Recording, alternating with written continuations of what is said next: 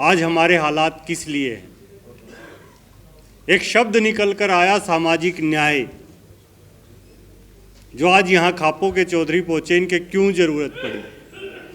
देश तो आज़ाद हो गया था, 1947 में लोकतंत्र आ गया था, लोकतांत्रिक प्रक्रिया से चुने हुए प्रतिनिधि जा रहे थे, लेकिन आज फिर ऐसा समय आ गया है कि एक तो सत्ता पक्ष है जो जुल्म कर रहा है और एक विपक्ष है जो चुप बैठा है।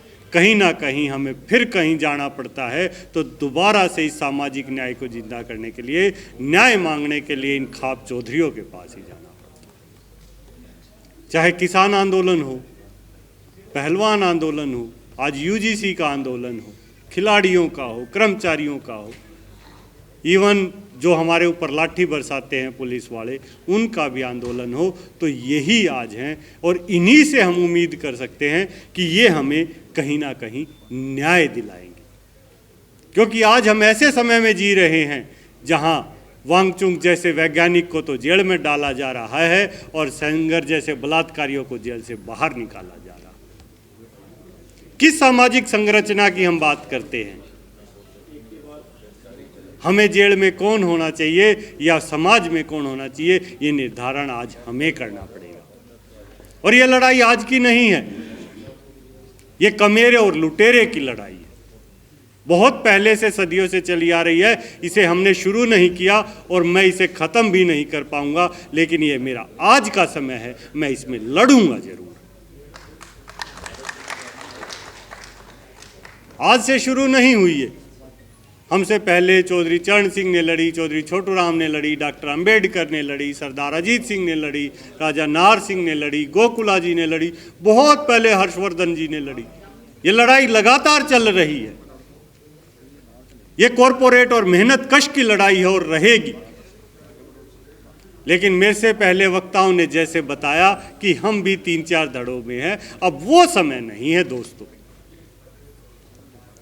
बस आपको तय करना है कि आप किस ओर खड़े हैं, कमेरे और लुटेरे। आपको चुनना है, आप गरीब की तरफ है या कॉरपोरेट की तरफ है। और मैं क्लियर शब्दों में कह दूं माइक से, आप बीजेपी के साथ हैं या बीजेपी के खिलाफ। तीसरा धड़ा ही नहीं है।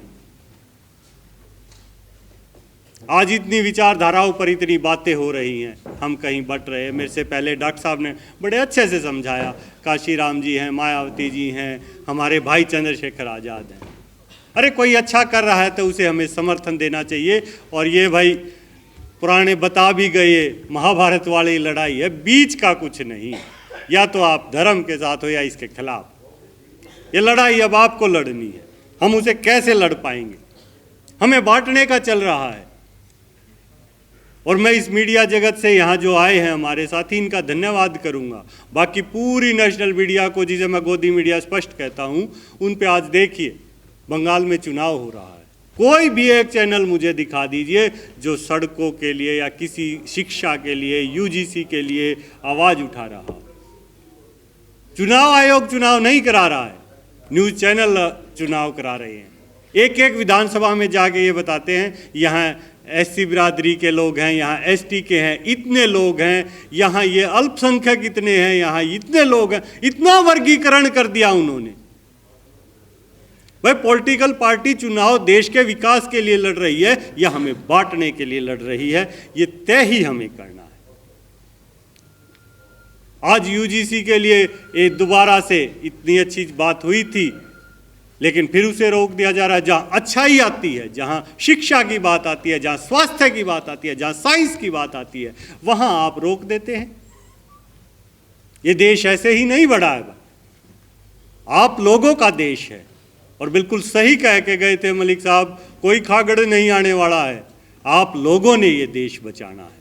ये गलत दिशा में हमें लेकर जा रहे हैं। कोई आएगा, कोई मसीहा आएगा। अरे 2014 में इसी को मसीहा बना रखा था न्यूज़ चैनलों ने, मोदी को बना रखा था कि नहीं बना रखा था। और आज उस मसीहा ने क्या कर दिया। ये देश आपका है, ये आपको सोचना होगा। ये पेड़ मेरे हैं, ये हवा मेरी है, ये पशु मेरे हैं। शायद हम भूल गए हैं उस खाप खेड़ा खेत खाड़ा विचारधारा को। क्या थी वो? हमारी फसलें, हमारी नस्लें, हमारी जमीन साथ चलती थी। आज उस जमीन को कॉरपोरेट छीन रहा है, और आज नहीं, पहले छोटू राम जी ने जमीन बचाई थी तब भी छीन रहा है। ये जमीन 2 लाख की थी जब भी आपकी है, 2 करोड़ की है जब भी है, और 200 करोड़ की होगी तब भी। जमीन जमीन होती है, क्योंकि मैंने जो देखा है, यहां शायद कोई ऐसा नहीं होगा जिसकी 5वीं पीढ़ी पढ़ी लिखी हो, आपके दादा या परदादा। है कोई ऐसा? ये तो अभी आई है, लेकिन वो हमसे ज्यादा पढ़े लिखे थे। 3 चीजें चलाते थे वो, खेत साथ में चलता था, पशु उसी की नस्ल चलती थी, खेत में हो रहा था, अपनी मानवता की नस्ल वो चलती थी। तीनों चीज, कोई जरूरत ही नहीं थी किसी चीज की। आपका पशुधन बढ़ रहा है, आपका खेत खाने को दे रहा, अरे प्रकृति ने दिया है, हमें किसी बीजेपी आरएसएस वालों ने नहीं दिया। ले रहे हैं हमसे, लेकिन आज ये हमें तय करना है, हमें सोचना है, ये आपको तय करना है। मैंने तय कर लिया है, मैं बीजेपी के खिलाफ हूं और दूसरे धड़े में खड़ा हूं। 2 ही धड़े हैं, ये तीसरा धड़ा ना बनाएं। सिर्फ एक ही बात है, बीजेपी के साथ हो या बीजेपी के खिलाफ हो। हम खिलाफ हैं, आप कमेरे के साथ हो, आप लुटेरे के साथ हो। मैं कमेरे के साथ हूँ, मेहनत कश के साथ हूँ, गरीब के साथ हूँ, और हमेशा लड़ता रहूँगा। और आपने यहाँ बुलाया, मान सम्मान दिया, कोई बात गलत निकली हो तो माफ़ी चाहूँगा आप सभी का और आयोजकों का बहुत बहुत धन्यवाद। क्योंकि जब यूजीसी कानून इस सरकार ने बनाया तो इसलिए था, सरकार ने घोषित तो इसलिए करा था कि भाई सवर्ण जाति के लोग तो हमारे साथ हैं ही, पिछड़ों को और ले लो, खुश हो जाएंगे। लेकिन सरकार को यह पता नहीं था कि इनको लेने के चक्कर में दूसरे नाराज हो जाएंगे, क्योंकि सरकार की ये प्लानिंग थी, इसको घोषित कर दो, घोषित करने के बाद में वो तुम्हारे हैं, ये भी तुम्हारे हो जाएंगे। ये पता था कि ये जाके सुप्रीम कोर्ट में चले जाएंगे, रोक लग जाएगी।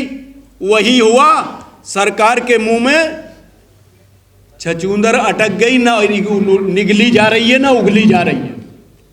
और ये जितनी पार्टी हैं जो हमारा अपना बनाने का दम भरती थी, हमारे बीच में आती थी, कोई भी इस बिल के समर्थन में खुल के नहीं बोल रही है। अगर कोई खुल के बोला है, पार्लियामेंट से लेके सड़क से लेके सदन तक कोई बोला है, तो माननीय चंद्रशेखर आजाद बोले हैं। और जब चंद्रशेखर आजाद बोले हैं तो किसान भाइयों को, पिछड़े भाइयों की जिम्मेदारी बनती है कि जो नेता हमारे लिए सदन से लेके सड़क तक बोल रहा है, प्रोग्राम जगह जगह आंदोलन हो रहे हैं, इसी दिल्ली में बड़ी जनसभा इसी यूजीसी के समर्थन में किए हैं, हर जगह इसी तरीके से कर रहे हैं, तो हमारी जिम्मेदारी बनती है कि उन पार्टियों को छोड़ो जो हमारे इस मुद्दे पे चुप्पी साधे हुए हैं, क्योंकि वो पार्टी लालची है कि कहीं उनका वोट ना कट जाए, इसलिए यूजीसी के समर्थन में नहीं बोल रही है। इसीलिए भाई चंद्रशेखर आजाद बोले हैं, तो हमारी सबकी पिछड़े दलित की जिम्मेदारी बनती है कि भाई चंद्रशेखर के हाथों को मजबूत करो।